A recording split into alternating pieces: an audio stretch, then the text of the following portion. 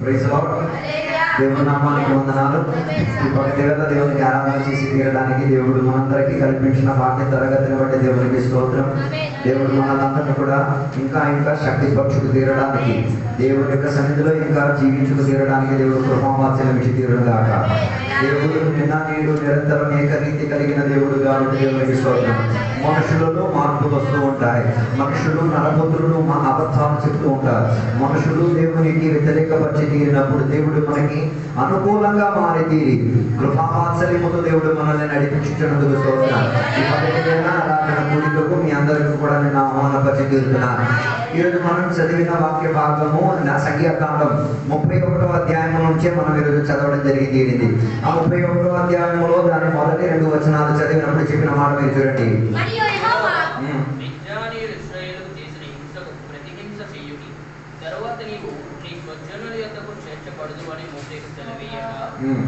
మోసే ప్రజలతో మీలో కొందరు యుద్ధ సన్నద్ధులై మిద్యానీయుల మీదకి పోయి మిద్యానీయులకు యెహోవా విధించిన ప్రతిదండన చేయునట్లు. ఇక్కడ రాయబడిన వాక్య భాగంలో మనకి కనబడుతున్నది మిద్యానీయుల పట్ల యుద్ధం చేసుకు తీరడానికి దేవుడు ప్రజలను ఏం చేసుకు తీరుతున్నాడు, తయారు చేసుకు తీరుతున్నట్టుగా మనకు అక్కడ కనబడుతున్నది. అయితే ఆ 31వ అధ్యాయంలో ఒక విషయం మనకి ప్రాధాన్యతగా కనిపిస్తున్నది. మోషే కాదు యుద్ధం చేయడానికి సిద్ధపాటు చెంది తీరింది. ఇశ్రాయేల్ ప్రజలు కాదు యుద్ధం చేయడానికి సిద్ధపాటు చెంది తీరింది. దేవుడు స్వయాన ఏం చేసి తీరారు, యుద్ధం చేసుకు తీరమని చెప్పేంతగా ఆజ్ఞాపనలు ఇచ్చి తీరారు.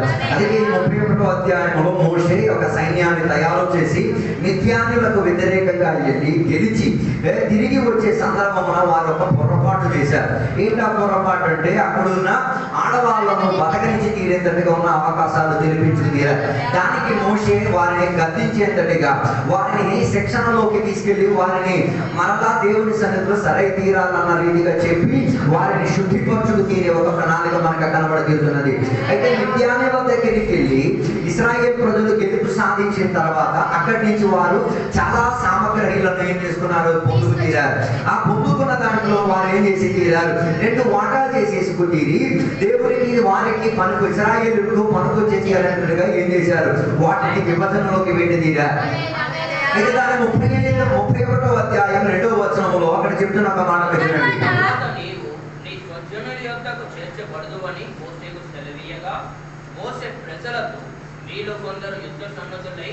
తెలుగులో భాషాంతరం తప్పుగా ఉన్నది, ఇంగ్లీష్ లో నేను చెప్పుకెళ్తాను. అక్కడ వెంజనెన్స్ బిలాంగ్స్ టు గాడ్, తీర్పు తీర్చిన వాడు దేవుడే అన్న మాట తెలుగులో అది నాకు వినపడలేదు, నాకు అర్థం కాలేదు. ఓకే, నా విషయం అది కాదు.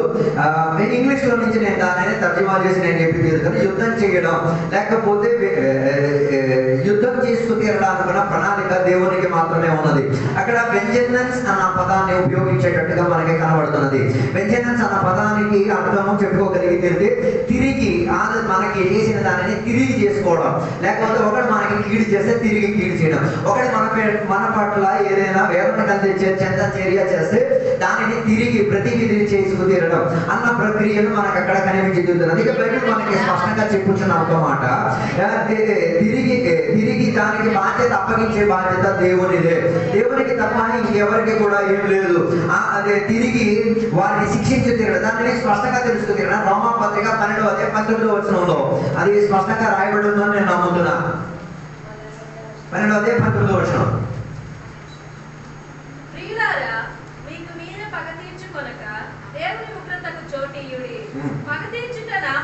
పగ అన్నమాట వెంజనెన్స్, పగ. 31వ అధ్యాయం 1వ వచనంలో అక్కడ రాయబడం లేదు అనుకుంటా తెలుగులో. పగ లేదు కదా, ప్రతిదండన. పగ ప్రతిదండన ఇవన్నీ ఒకే అర్థంలోనే వచ్చింది. Okay, right. రోమాపత్రిక 12వ అధ్యాయం 19వ వచనం అనుసరించి పగ తీర్చుకున్నవాడు దేవుడే. ఈ కాలంలో దేవుని అక్కడ ఇదే పండుగ కొనసాగుతున్నారు. నాతో లేదు అనుకుంటున్నాను. రోమా 12:19 ప్రకారంగా పగ తీసుకోవడానికి బాధ్యత ఎవరిది?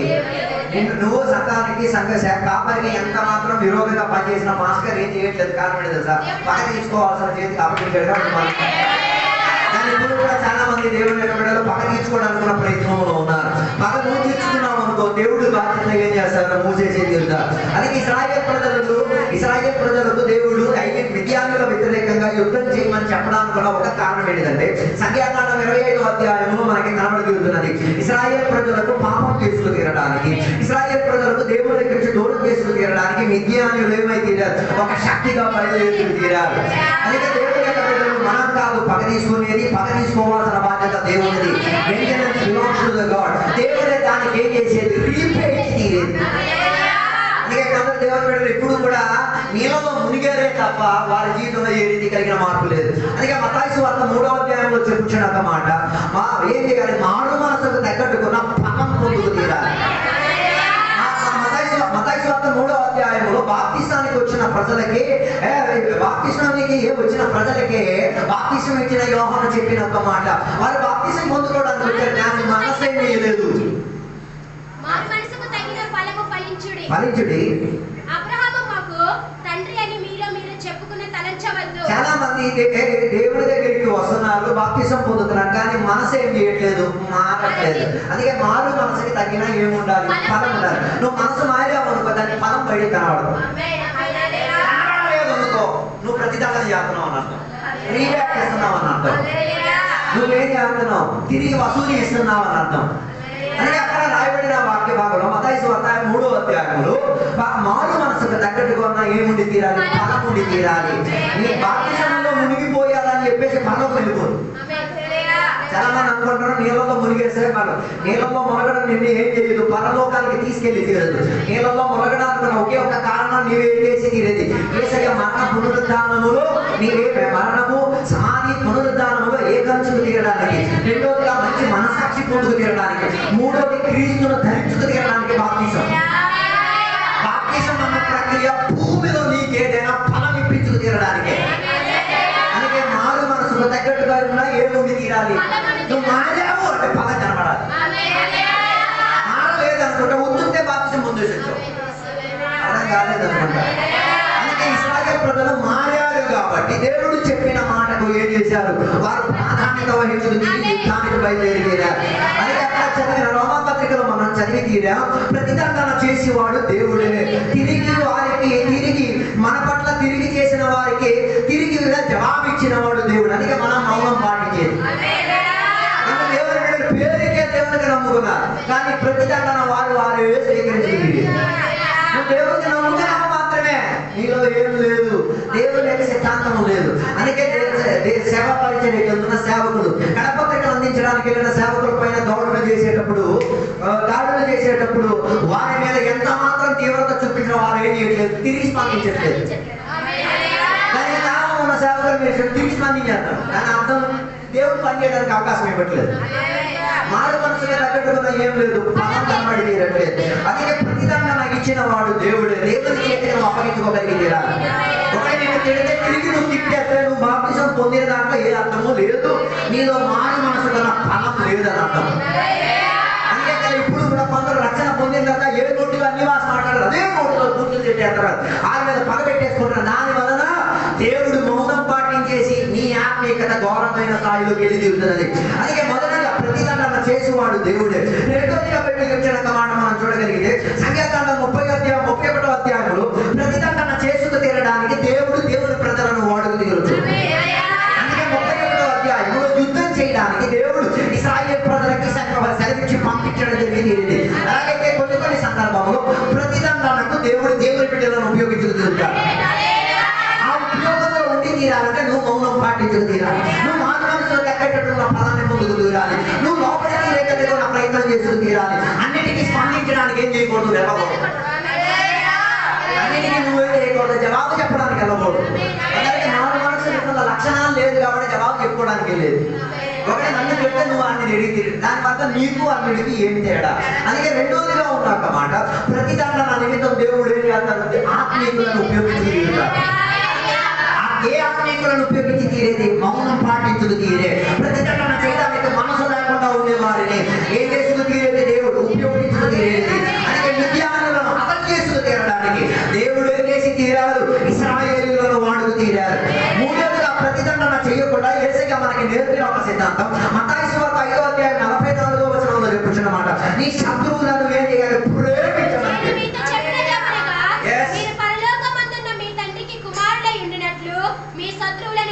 ప్రేమించుడి. ఏం చేయాలి? నీ శత్రువులను ఏం చేయాలి?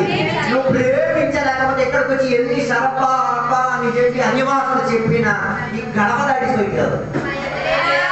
హల్లెలూయా. అంటే బైబిల్ చెప్తున్నమాట, మనం శత్రువులుగా ఉండేటప్పుడే, మనం విరోధులుగా ఉండేటప్పుడే, మనం మనసరించుకొని తిరిగినప్పుడే దేవుని యొక్క ప్రేమ మనల్ని వెతికి తీరి మమ్మల్ని చేర్చుకోగలిగి తీరింది. అలాగైతే దేవుని యొక్క బిడ్డలకి మనుషులు శత్రువులు కాదు. సాక్ష్యం చెప్తున్నాను, మాకు అందరూ శత్రువులు అంటే నువ్వే నంబర్ 1 ద్వారా దేవునికి. ఎక్కడ చెప్తున్నమాట, ఏం చేయాలి? నీ శత్రువులను ప్రేమించి నేను సతాయించిన వారి పట్ల ఏం చేయాలి? అందుకే కదా శిక్షణ ఇచ్చిపెట్టిన వాళ్ళ కోసం నేను ప్రార్థన చేసి సంబంధం లేదు. ఒక విషయం ఏంటంటే, సకంలో మొదటి విశ్వాసిగా మా అమ్మ, తర్వాత రెండోదిగా నేను మా చెల్లి, మూడోదిగా దాసు గారు. అక్కడి నుంచి వచ్చిన విశ్వాసం అందరూ వెళ్ళి రావడమే తప్ప జీవితం. బైబిల్లో విశ్వాసులకు చేపలుగా బోధించుకు తీరాడు. అందుకే యోహాను సువార్త 21వ అధ్యాయంలో 153 చేపలు ఎక్కడికి వచ్చింది? వల మీదకి వచ్చింది. దానికి అర్థం చేపే విశ్వాసం ఉన్న లక్షణం. దానికి వెళ్ళడం రావడం వల్ల నువ్వు చేపగా ఏమై మారిపోతున్నావు. క్షమించలేకపోవడం. 90% మంది దేవుని లేకపోవడం కాదు, క్షమించలేదు. పాస్టర్ మమ్మల్ని తిట్టాడు, విశ్వాసాన్ని తిట్టాడు, క్షమించలేకపోవడం. దానికి దేవుడు ఏం చేయలేడు, ఏమీ చేయలేడు. నువ్వే నీ గోతులు నవ్వుతున్నావు. హల్లెలూయా. అంటే ఏం చేయాలి? మనల్ని సతాయించే లోకం మనల్ని సతాయిస్తుంది. ఈ దేవుడి బిడ్డలు మనల్ని సతాయిస్తారు, అందరూ మనకి సతాయిస్తారు. దానికి నువ్వేం చేయాలి? నీ పక్కన సతాయిస్తారు, నీ పిల్లలు నీ మీద ప్రతిదండం చేసింది, నీ ఊరు వారు నీ మీద తిరగబడతారు. అప్పుడు తిరగబడడం కాదు, మోకాలు అమ్మ తీసేస్తారు. ప్రార్థన చేసుకుని దాన్ని ఏం చేసి తీరాలి? స్వతంత్రించే ప్రయత్నం చేసి తీరాలి. అందుకే అందరికి ఏం లేదు, ప్రార్థన లేదు. ప్రార్థనకు వారి జీవితంలో ఏం లేదు, ప్రాధాన్యత లేదు. ఒక దేవుని యొక్క బిడ్డ జీవితంలో ప్రార్థన అంటే ప్రాధాన్యత ఏంటి? అందుకే శత్రువుల కొరకు ఏం చేయాలి? ప్రార్థన చేయాలి. సతాయించే వారి పట్ల ప్రార్థన చేయాలి. క్షమించే మనస్తత్వం కలిగి ఉండి తీరాలి. అందుకే ప్రతిదండన లేని వారు క్షమించే వారుగా ఉండి తీరుతారు. అంటే సంఘంలో 90% మంది దేవుని బిడ్డలు పాస్టర్ గారికి సంఘానికి కీడు చేసిన వాళ్ళే. అయినా నేను ఇక్కడ కూర్చోబెట్టి మేము సైలెంట్ గా ఉన్నాం. కారణం ఏంటో తెలుసా? దేవుడు మమ్మల్ని క్షమిస్తున్నాడు కదా. నువ్వు క్షమిస్తున్నావు లేదు, అది మీద మా సంబంధం లేదు. మనం మేమేం చేసి తీరేది? క్షమించే వారిగా మారి తీరేది. అందుకే ఒకరొకరికి మనం ఏం చేయాలి? క్షమించేటట్టు తీరాలి. ఒకరొకరి పట్ల మనం ఏమై ఉండి తీరాలి? ప్రార్థన చేసే వారికి ఉండాలి. సతాయిస్తారు సంఘం వ్యతిరేకంగా, సేవకుడు వ్యతిరేకంగా, ఆత్మీయత వ్యతిరేకంగా ఎప్పుడు సతాయించే వారు ఉంటారు, శత్రువులు ఉంటారు. వాళ్ళు మనకి శత్రువులు కానీ మనం వాళ్ళకి ఏం కాకూడదు. అందుకే చాలా మంది శత్రువులన్న మనోభావన పెట్టుకుని ఆత్మీయతను పాడు చేసి తీరుతారు. 4వ బైబిల్ చెప్తున్నారు, 2వ తెస్సలోనికీయులకు రాసిన పత్రిక 1వ అధ్యాయం 7-8 వచనాలు చదవగలిగి తీరితే, ప్రతిదండన ఇచ్చుకు తీరడానికి, దుష్టులకు ప్రతిదండన ఇచ్చుకు తీరడానికి దేవుడు ఒక నియమిత కాలం ఉంచాడని బైబిల్ చెప్తున్నది. 1వ అధ్యాయం 7-8 వచనం. ప్రభువైన యేసు తన ప్రభావమును కనపరచు దూతలతో కూడా పరలోకము నుండి అగ్ని జ్వాలలలో ప్రత్యక్షమై దేవుని ఎరుగని వారికి ప్రభువైన యేసు సువార్తకు లోబడని వారికి ప్రతిదండన చేయును. దేవుని ఎరుగని వారు సువార్తకు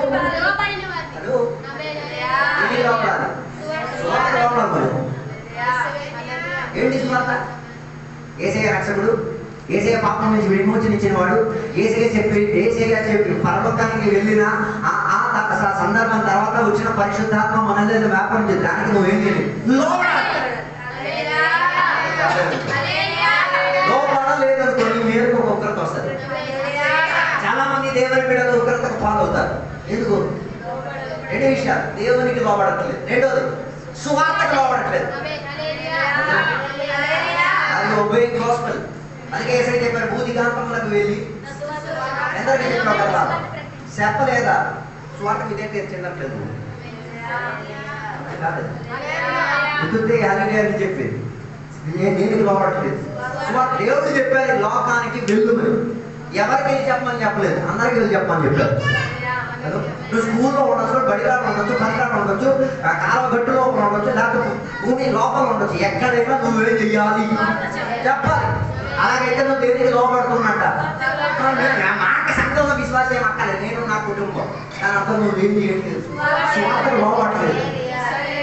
సువార్తకు లోబడుతున్న దేవుని బిడ్డలు ఉండబట్టి వారి మీద ఉగ్రత రావట్లేదు. దేవునికి ఉన్నందుకునే ఏం చేయట్లేదు, ఉగ్రత కానీ ఉగ్రత వచ్చే ఒక రోజు వచ్చింది. అందుకే ఉగ్రత రాకుండా దేవునికి లోబడు, దేవునికి స్వార్థకు లోబడు. అలాగైతే నీ జీవితం బాగుపడి తీరుతుంది. అందుకే దాని 31వ అధ్యాయం 6వ వచనం మనం చదివినప్పుడు అక్కడ 31వ అధ్యాయం 31వ అధ్యాయం 2వ వచనములో ఉగ్రతను ఇచ్చిన వాడు దేవుడే, దేవుడు మాత్రమే ఉగ్రతకు ఏమై తీరేది ఇచ్చి తీరినవాడు. అందుకే దాని 31వ అధ్యాయం 2వ వచనం ఒకసారి చదవండి.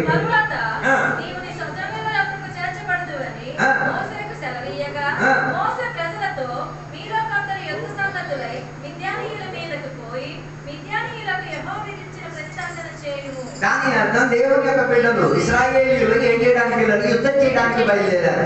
ఏది వ్యతిరేకంగా? మిద్యానీయుల వ్యతిరేకంగా, మిద్యానీయుల సిద్ధాంతం వ్యతిరేకంగా, మిద్యానీయుల యొక్క ఆరాధనకు వ్యతిరేకంగా వాళ్ళు ఏం చేయడానికి వెళ్ళారు. దట్ మీన్స్ నువ్వు ఒక యుద్ధ భూమిలో ఉన్నావు. ఇప్పుడు కూడా సత్యారాధన, మిథ్యారాధన, సత్యం అబద్ధం, ఆత్మీకత అనాత్మీకత, దర్శనం లేకపోవడం, ఎప్పుడు వాటి ఎటు ఏం చేస్తున్నాయి. ఆత్మీకుడు ఎప్పుడు ఆత్మీకత కొరకు దాహం చెందేటప్పుడు, అనాత్మీకుడు ఎప్పుడు అనాత్మీకత కొరకు దాహం చెందుతున్నాడు. సత్యారాధనకు అన్వేషిని అయిన వాడు అబద్ధారాధనకు ఏం చేసి తీరుతున్నారు, అన్వేషిగా మారిపోతున్నారు. అప్పుడు రెండు గ్రూప్ ఎప్పుడు ఉండదు. ఎందుకు మనం ఆత్మతో ఆరాధన చేసేది? ఇది ఆత్మ కాని ఆరాధన ఉంది కాబట్టి. నాకు ప్రాబ్లం లేదు. నువ్వు అన్యారాధన కూడా మంత్రాలు కాదు. నేను ఆరాధనకి బైబిల్ చదవద్దు. నువ్వు అన్యారాధనకి ఆరాధనకి పోటీ చేయడానికి వచ్చినాడు.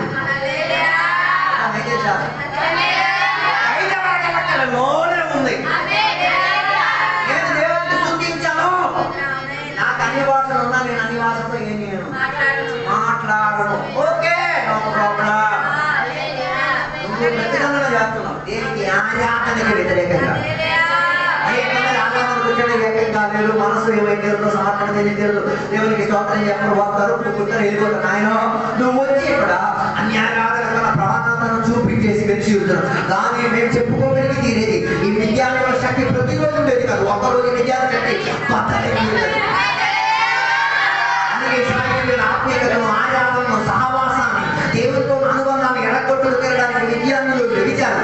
దాని వారిని హతం చేస్తూ తిరగడానికి సమయమైనప్పుడు దేవుడు ఏం చేశారు?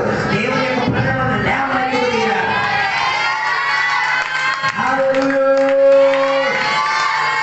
దానికి ప్రజలు గుంపు కూడా ప్రజలు ఏమై తీరాలి.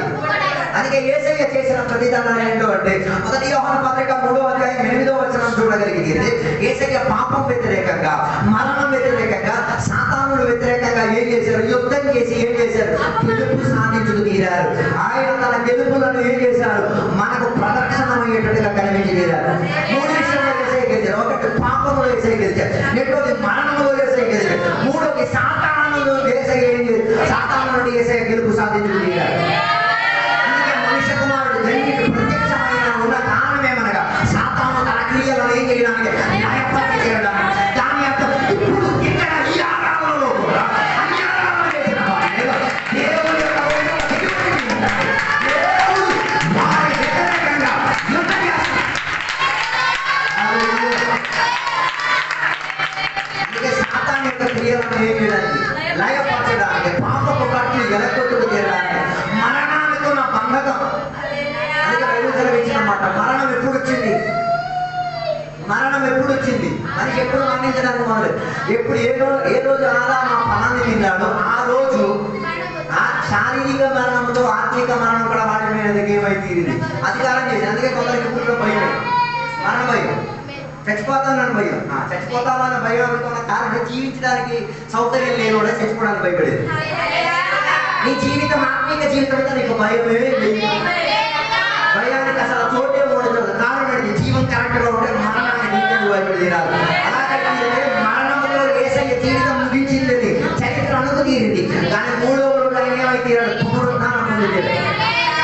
నువ్వు మరణానికి భయపడుతున్నావు అంటే పునరుద్ధానం అనుకుని వెళ్ళవు. అర్థం కాలేదు. అందుకే పునరుద్ధానాన్ని నమ్మట్లేదు.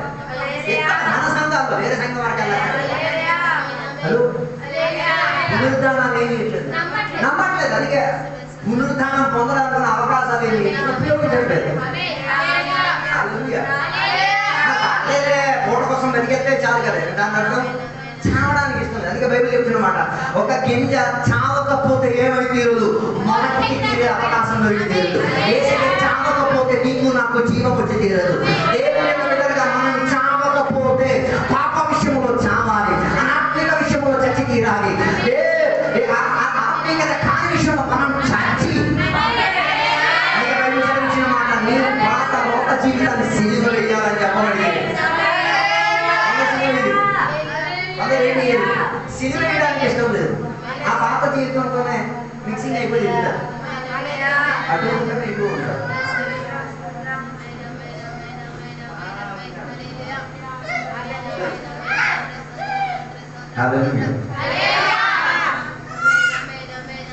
అప్పుడు నేను చెప్పి రావాలనుకున్న ఉద్దేశం, అలాగైతే మన పోరాటం ఆత్మీయంగా ఉంది, శారీరకంగా కూడా ఉంది.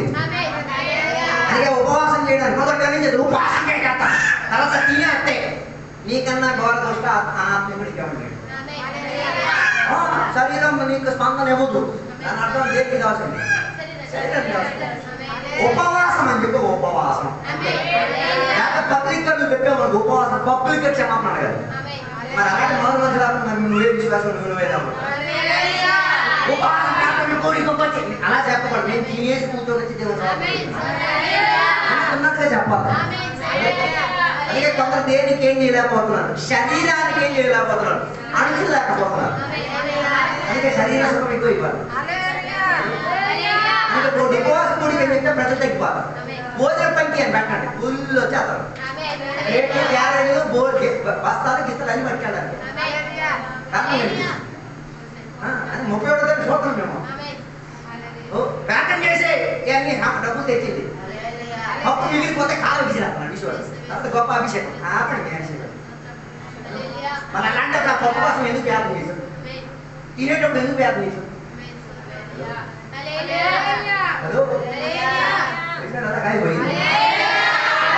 నీకేం కాదు, జీవిత సౌకర్యాల కొరకు నువ్వేం చేసి తీరేది, జీవితాన్ని సంరమించుకు. అందుకే నేను చెప్పి రావాలనుకున్నా, యేసయ్య సిలువలో ఆయన ఏం చేశారు, శారీరకంగా ఆత్మిక విషయాన్ని గెలుపు సాధించుకు.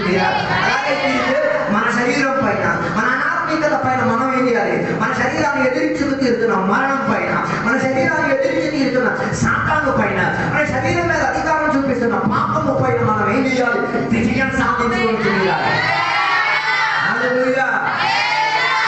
బైబిల్ అక్కడ చెప్తున్నమాట 31వ అధ్యాయం 6వ వచనం చదివినప్పుడు ఫినెహాసు అని చెప్పిన ఒకడనే దేవుడు ప్రతి గోత్రం నుండి 1000 మందిని యాజకులకు ఎలియాజరు కుమారుడైన ఫినెహాసును పంపెను. రెండోదిగా మనం చూడగలిగే తీరితే మధ్యవర్తిని వహించుకు తీరడానికి ఎవరిని లేపారు, ఫినెహాసును లేపారు. అందుకే ఇందాక నేను చెప్పిన ప్రతిదండ నుంచి తీరడానికి దేవుడు ఎవరిని లేపుతారు, దేవుడు పెట్టని అని లేపుతారు. అందుకే ఫినెహాసును దేవుడు లేపడానికి ఉన్న కారణం ఏంటంటే యుద్ధం గెలవడానికి. అందుకే కొన్ని సంఘాల్లో యుద్ధం గెలవడానికి ఎవరు లేదు, మనుషులు లేకట్లేదు. ఫినెహాసును లేకపోవడం వలన ఏమైంది, యుద్ధం గెలవలేకపోతున్నారు. బాధ్యత తీసుకోవడానికి ఎవరు లేదు. పేరుకి ప్రెసిడెంటే, ఏ పని లేకపోతే ప్రెసిడెంట్ మనకు అర్థం ఏంటి, పౌర సమాజానికి ప్రెసిడెంటే, ఏ పని లేకపోతే నీ అర్థం ఏంటి, దాని అర్థం ఫినెహాసు కాదు. నువ్వు ఫినెహాసు రాకుండా నువ్వు ఏం చేస్తావు, ప్రతిదానం చేస్తాం. నేను పేరు మాత్రం, అందుకే కొందరు పేరుకి మాత్రమే నిలబడి, కొందరు సేవకులు నేను చేసిన పేరుకే పాస్టర్, ఏ పరిచయం, eating sleeping running here and there, తినడం తాగడం అటు ఇటు తిరిగాడు, పేరు మాత్రం సువార్తికుడు, ప్రవచనాలు చెప్పేవాడు. రేపు బాబు నీకున్న బాధ్యతను నీవేం చేయాలి, నీకు దేవుడు భార్యగా భార్యగా బాధ్యత, దేవుడు నీకు పని ఇచ్చారు, పనిలో బాధ్యత, నీ క్రియలో ఏముండాలి. ఈరోజు రాత్రి కాల పని చేస్తాను చేసి చూపించు, లేకపోతే నువ్వు దేవుడు పెట్టని చెప్పకూడదు.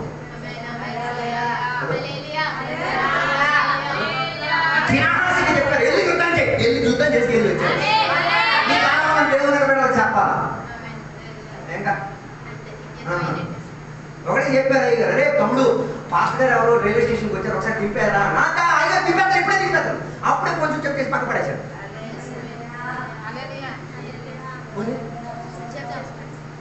ప్రోగ్రామ్ యుద్ధం చేయమని చెప్పినప్పుడు తర్వాత చెప్పిన పోల్చుంటే అయిపోయింది అయ్యారు చేశానని చెప్పదు కదా. హలో హల్లెలూయా. యుద్ధాలు గెలవాలంటే బాధ్యత తీసుకున్న వాళ్ళు తమరు లేగాలి. సంగతి బాధ్యత ఉంది. బాధ్యత లేకుండా ఇలా గాలికి తిరిగినా గట్టి కావాలి. ఏముంది బాధ్యత లేకుండా ఎవరు? ఇప్పుడు నేను బాధ్యత తీసుకున్నాడు, లేకపోతే బాధ్యత ఇంకొకరికి ఏం చేయాలి? మా చెల్లి వాళ్ళ చర్చిలో సెక్రటరీ, దేనికి? సోదరి సమాజానికి సెక్రటరీ. ఎక్కడుండి ఆమె అక్కడి నుంచి ఏం చేయాలి? కాంటాక్ట్ చేయాలి. ఏమవుతుందా? అదే సరదా చేసుకోవడానికి ఇంట్లో ఉన్న బిడ్డలతో కలిసి సంఘస్థులతో కలిసి ఆనందించడానికి వచ్చిన చర్యలో మాటకి ఎక్కడి నుంచి ఏమవుతుంది? ఫోన్ వచ్చేది. మీటింగ్లు ఉన్నాయి, అక్కడ ఉన్నాయి, ఆ మీటింగ్ ఉన్నాయి, ఈ మీటింగ్ ఉన్నాయి, ఆడిటర్ మీటింగ్ ఉన్నాయి, ఈవెంట్ మనకి ఏమి ఉండదు. అది మొత్తం చూపిస్తున్నాం మాట్లాడలేదు. అసలు ఏం లేదు. ఉంటాయి నువ్వు ఎక్కడి నుంచి బాధ్యత తప్పుకున్నావు అనుకో, నీకున్న బాధ్యత నుంచి దేవుని తప్పించేస్తాడు. లాంటి వాళ్ళు ఏం చేయాలి? యేసుక్రీస్తు వారు బాధ్యత తీసుకున్నారు. దేవుడు లోకాన్ని ప్రేమించండి, ఎవరిని పంపాలని చెప్పినప్పుడు యేసు నన్ను పంపండి, నేను వెళ్ళిపోవడం మాత్రం కాదు, ఏది తిరిగి వచ్చి విజయం సాధించుకుంటే నువ్వు దేవుని ప్రతినిధిని చేయలేని మౌనం పొందిన వాడు అయితే వినాశలాగా నువ్వు లెగాలి, యుద్ధం చెయ్యాలి, గెలిచి తిరిగి రావాలి. నీ సంఘర్షణలో నువ్వు ఏం చేయాలి? బాధ్యత తీసుకోవాలి. అందరూ చూసాను చెప్తారు, మంది మాయమైపోయారు. ఆదివారం మాత్రమే ప్రతి కూడికకి నీకు బాధ్యత. బాధ్యత లేని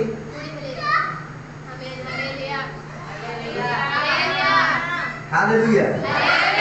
తలాంతులు ఇచ్చిన గురించి మనం బాగా తెలుసు. ఒకటికి 5, ఇంకొకటికి 2, ఇంకొకటికి 1. బాధ్యత ఇచ్చినట్టు బాధ్యత ఏం చేయాలి? డబలింగ్ చేయాలి. నువ్వు నీకు ఇచ్చిన బాధ్యత డబలింగ్ చేయలేకపోతే నువ్వు దేవుడు పెట్టుకో.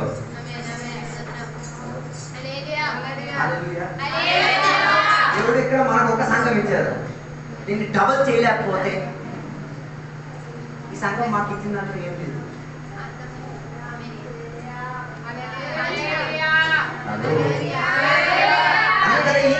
వ్యక్తిగత పొంది డబ్బులు లేని టైంలో అర్థానికి వెళ్దాం, విక్రమాపురంకి వెళ్దాం, ఎరసాంబర్స్కి వెళ్దాం. ఎందుకు ఇంత ప్రయాసం?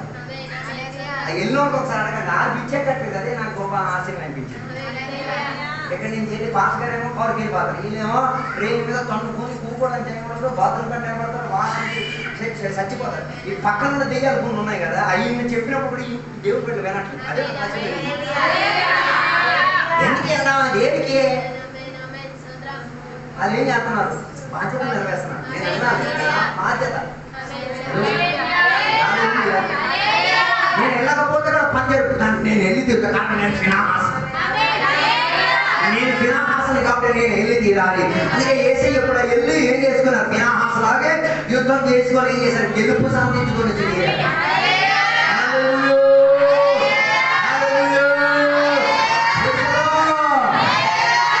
యుద్ధం చేయడానికి ఉపకరణాలు తీసుకెళ్ళినప్పుడు యేసయ్య యుద్ధం చేయడానికి తన రక్తం తీసుకెళ్ళి తీరాడు. అమూల్యమైన రక్తం, నా విలువైన రక్తం, నేను ఇచ్చిన రక్తంలో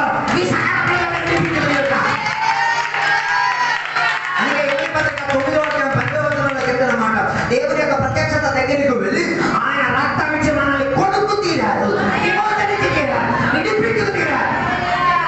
అలాగైతే బాధ్యత ఇచ్చిన వాడు ఏదైనా ఇచ్చి కొందరిని విడిపించుకుంది. రక్తము కాక తన స్వరక్తంతో ఒకేసారి పరిశుద్ధ స్థలంలో ప్రవేశించెను.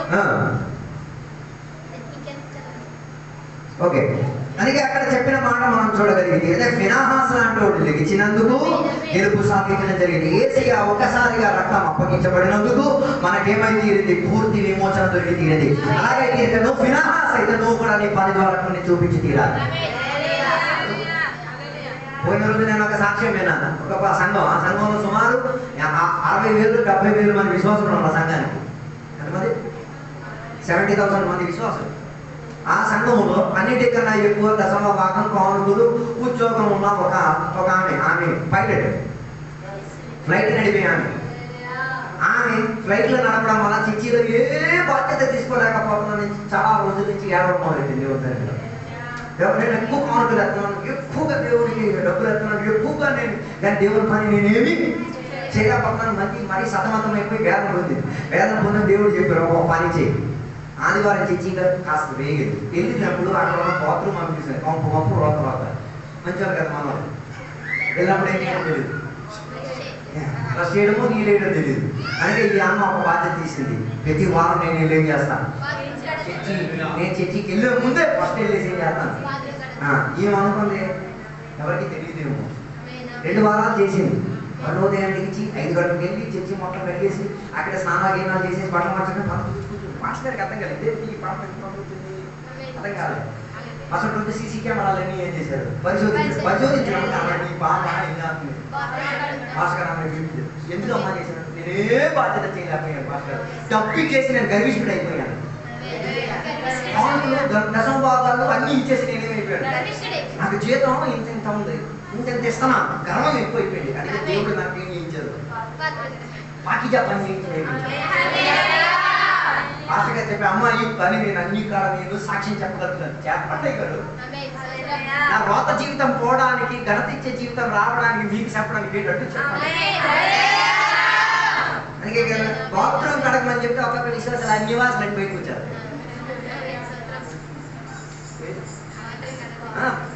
అది చేయలేదు ఎక్కడ కూకొని ఆరాధన చేసేది మీకు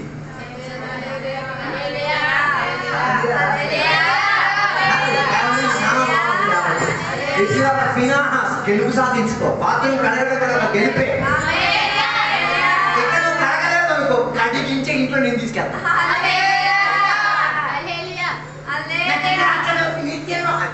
తిని ప్రించే పనోడి దగ్గర సతమతమై తినాల్సి వస్తుంది.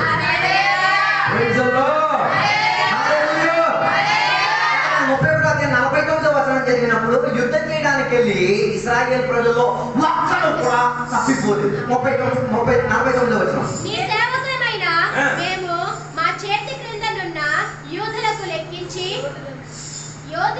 లెక్కించి మొత్తము చేసితిమి. మాలో ఒక్కడైనను మొత్తమునకు తక్కువ కాలేదు. ఎంతమంది యుద్ధానికి వెళ్ళారు, ఒకడు కూడా ఏం కాలేదు. పూర్తి విజయమాన్ని పొందుకొని వచ్చారు. ఎంతమంది ఎక్కడి నుంచి బయలుదేరారో అంతమంది తిరిగి ఏమై తీరారు, వచ్చి సజీవులుగా రుజువుపరచు తీరారు. నేను ప్రార్థన చేసేది ఎందరు ఎక్కడ ఉన్నారో అందరూ అక్కడ ఉంటారు. ఎందరు ఎక్కడ దేవునికి స్తోత్రం చెప్తారు అందరూ అక్కడ ఉండాలి. అందరూ నష్టమైపోయి తీరుతున్నారు. కానీ ఈ రోజు ఏమై తీరాలి, తయారై తీరాలి, మంచి కాపరితో అనుబంధం కలిగి తీరాలి. అందుకే యోహాను సువార్తలో చెప్పబడుతున్న మంచి కాపరి తన గొర్రెల గురించి మనసు కలిగిన వాడు. అందుకే 99 గొర్రెలు ఉన్నా 99 ఒక పక్క ఉన్నా ఒక్కటి తప్పిపోతే దాని ఒక్క దాన్ని తీరాలి. దాని అర్థం తప్పిపోయిన వాటి పైన దేవుని యొక్క దృష్టి అధికంగా ఉంది. అధికంగా ఉంది కదా. తప్పిపోయిన వాటి పైన దేవునికి దృష్టి అధికంగా ఉండడానికి కారణం ఏంటి? లేదు, తప్పిపోయిన వాడి గురించి వేదన పడుతున్న వేరే కొందరు ఉన్నారు. కాబట్టి ఒక సంఘంలో ఉంచి ఒక విశ్వాసం తప్పిపోతే ఎందుకు పాస్టర్ గారు కోసం ప్రార్థన చేయమని చెప్తున్నారు? దేవుడు వారిని చూడాలి.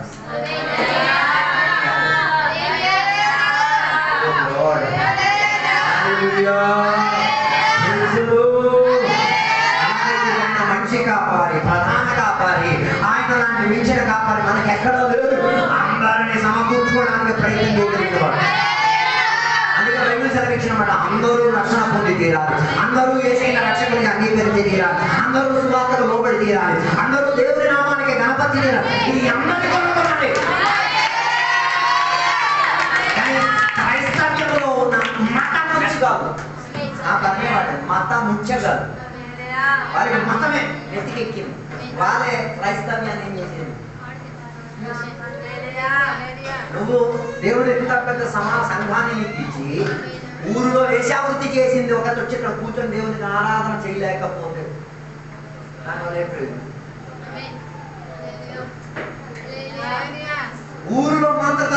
చేసుకొని వాటిలో నుంచి వాటిని విడిచిపెట్టి ఇక్కడికి వచ్చి కూర్చొని సజీవుడైన దేవునికి ఆరాధన చేయలేకపోతే మనం ఇక్కడ ఆరాధన చేయడం వల్ల ఏమి లేదు.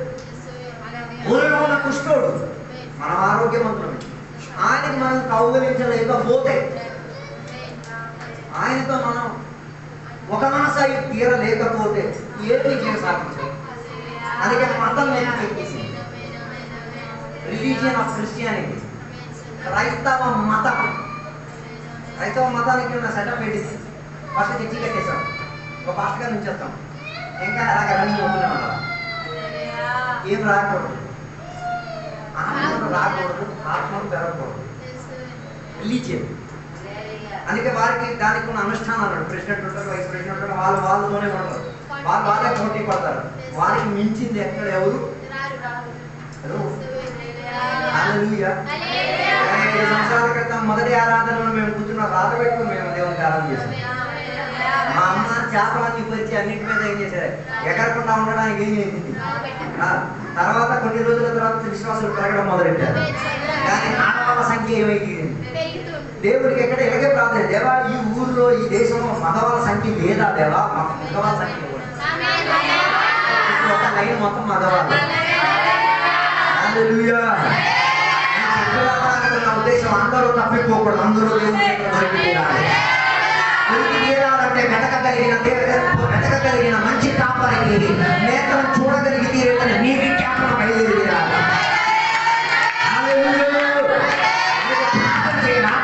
ప్రార్థన చేయాలి, ఆత్మను నశించిపోయిన దాన్ని తిరిగి తెచ్చుకోవడానికి ప్రయాసపడాలి. ఒక విశ్వాస సంఘంలోంచి వెళ్ళిపోతే ఆయన తిరిగి తెప్పించుకోవడానికి బాధ్యత మనం.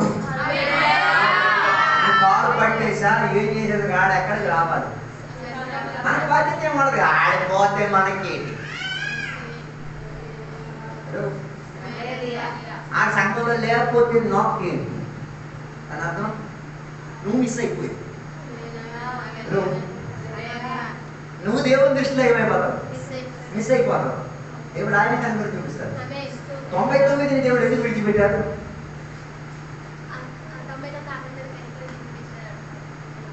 99ని ఎందుకు దేవుడు విడిచిపెట్టి ఒక్కదాన్ని వెతికెళ్ళారు?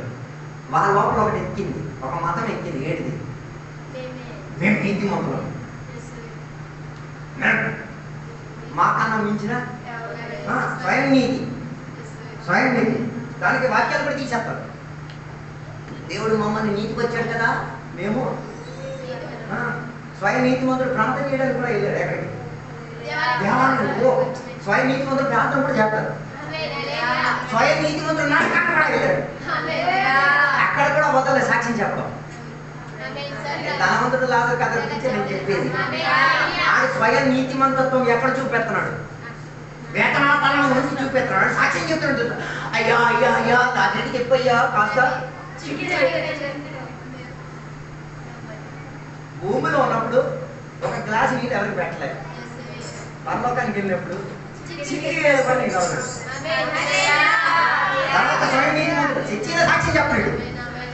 చర్చిలో ఏం చెప్పడు, వేతన స్థలంలో సాక్ష్యం ఏం చెప్తున్నాడు? పెగో 5 బ్రదర్స్ నాకు ఉన్నారు, నాకు 5 అన్నయ్యలు ఉన్నారు, వాళ్ళని ఈ సిద్ధాంతం మన సంఘంలో కూడా కొనగొట్టుకున్నాం. ఏ సిద్ధాంతం? సత్యంలోని లేపే తీసుకెళ్ళి సాక్ష్యం చెప్పింది. అరే బాబు, సత్యంలో సత్యాడు, మట్టికి మట్టి అయ్యాడు, వాడిని లేపేసి నువ్వే సాక్ష్యం చేస్తావు. నువ్వు కూడా ధనవంతుడితో ఉన్నావు అన్నావు. అర్థం కాలేదు.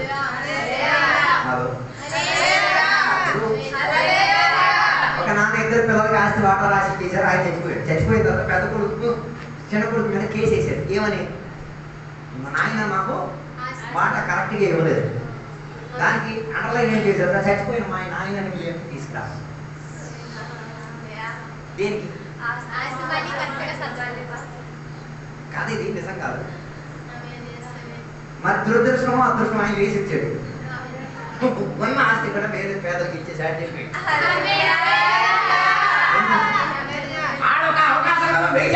ఏమని?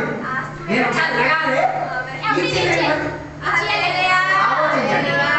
ఆలోచించాడు. ఒకవేళ నాకు మరణించడానికి అవకాశం ఇచ్చి ఒక ఒక ఛాన్స్ ఇచ్చారు తిరిగి జీవితానికి సరిపరచుకోవడానికి. ఏం చేస్తాం? మనం అడుగుతారు ఆ శత్రువులు తీసి వస్తే సార్ వచ్చాడు అనుకో దయచేసి ఉన్నాడంటే ఏ పెట్టి ఏం చేయడానికి అయితే లేదు.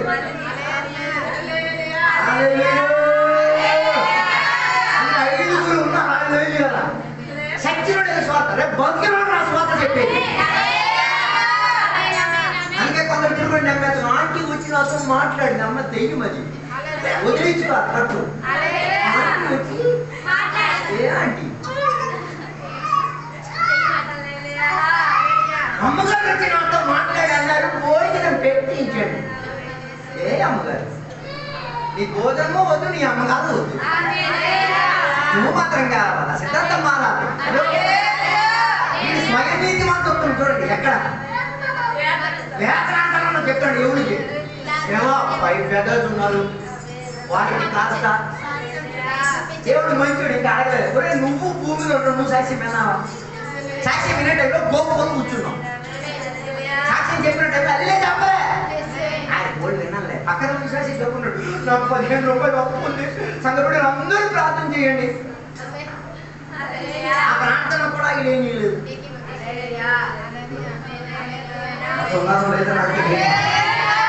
స్వయం నీతిమంతత్వం ఏం చేసింది? ఆయన జీవితాన్ని పాటు చేసింది. అందుకే నేను చెప్పొచ్చేమాట నీతి దేవుడు మనకి ఉచితంగా ఇచ్చినదే.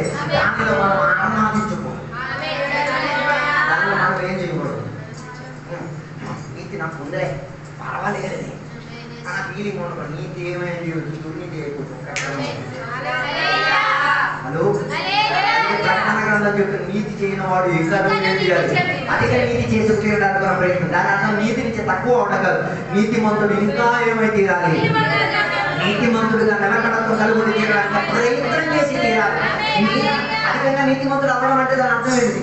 నువ్వు నీతిమంతుడై నీతిమంతుడై తీరడానికి నీతియుక్తంగా ఎదుగుదల పొందు తీరడానికి నీవేమై ఉండి తీరాలి. ఒక సాధారణంగా మారి తీరాలి.